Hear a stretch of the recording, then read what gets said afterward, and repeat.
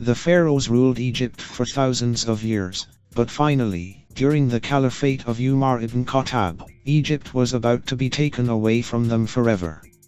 The story of the conquest of Egypt is very interesting because it has never been explained in detail before. But there was a big issue. Caliph Umar did not want the Muslims to attack Egypt. This was because, just a short while before, the Muslim Caliphate had faced a massive calamity, a deadly disease that had taken the lives of 25,000 Muslim soldiers, including many of their top generals. To take control of the situation, Caliph Umar himself traveled from Medina to the Muslim army.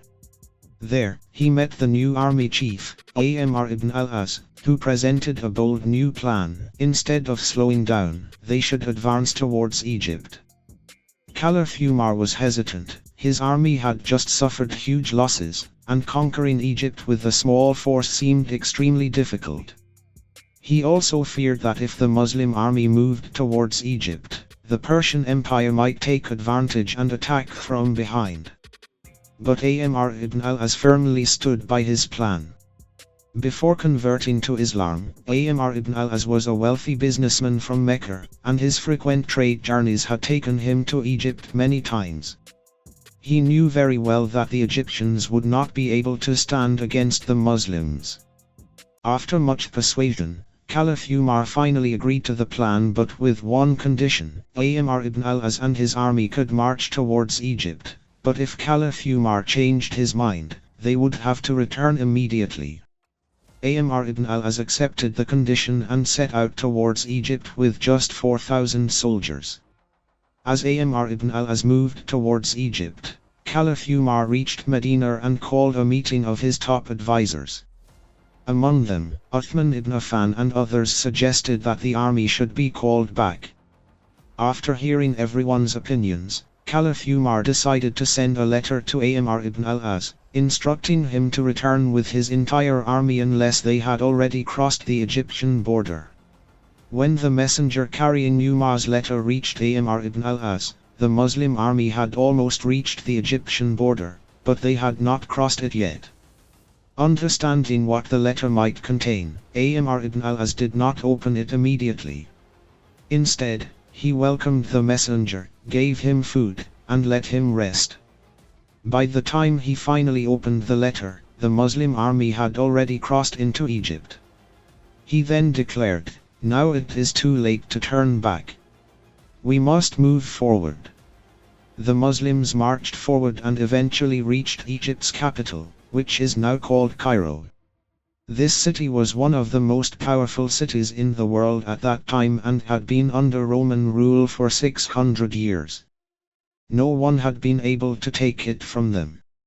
The Muslims set up their camps outside the city, ready for battle. The Romans, in response, assembled their army, including men, women, and children, to create fear among the Muslims. But who were they trying to scare? The Muslims? I don't think so. Amr ibn al-As sent a messenger to the Romans with a clear message. "Do you even know who we are? We have just crushed your Emperor Heraclius in battle. What do you think you can do to us?" The Roman commander Cyrus was shocked but admitted, he has a point. The battle for Cairo began, but the Muslims, with just 4,000 soldiers, could not take the city.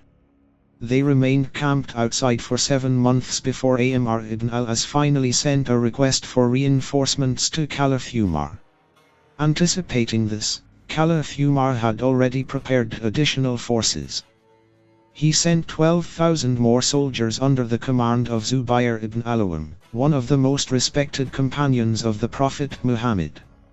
Umar trusted him so much that he had nominated him as one of the 6 people eligible to become the next caliph after his death. With the reinforcements, the Muslims devised a new attack plan, inspired by the legendary general Khalid ibn al-Walid.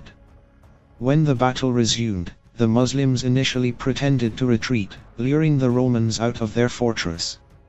As soon as the Romans came out, the Muslims launched a surprise attack from behind, surrounding and crushing them. Despite this, they still could not enter the city. Finally, one night, Zubair ibn al-Awwam made a bold decision. He and a small group of warriors sneaked into the city under the cover of darkness and opened the gates for the Muslim army. With the gates open, the entire Muslim force rushed in and conquered the city. The Roman governor, realizing defeat was inevitable, fled to Alexandria, the most powerful city in Egypt. Although the governor had escaped, he was so terrified of the Muslims that he immediately sent a letter offering to surrender all of Egypt to Caliph Umar. But Amr ibn al-As rejected his offer because he knew the real battle was not against the governor, it was against the Roman emperor himself. When Emperor Heraclius heard that his governor had surrendered Egypt without his permission, he was furious and ordered his entire army to prepare for one final battle.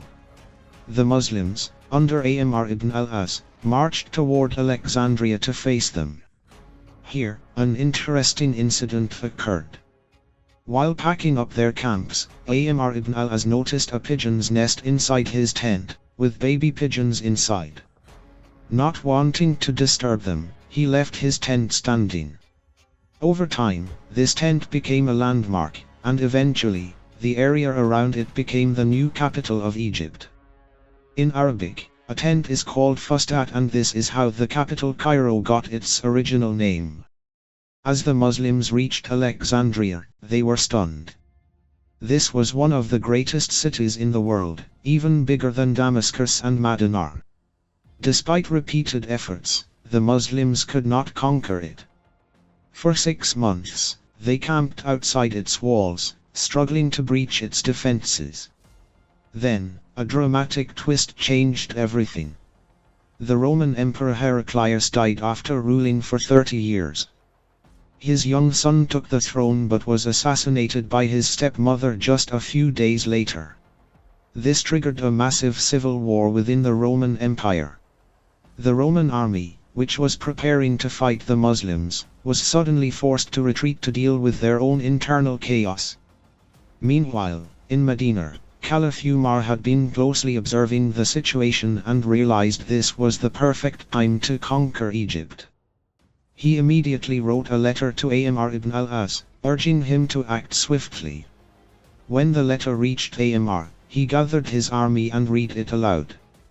"O Muslims, what has happened to you? You have been fighting for 2 years but have still not conquered Egypt. I fear that you have become too attached to the world and forgotten the ways of the Prophet and the Quran. Remember, Allah does not help those who forget their purpose. So rise up, and prepare for battle once again." This is the epic story of how the Muslims conquered Egypt and forever changed its history.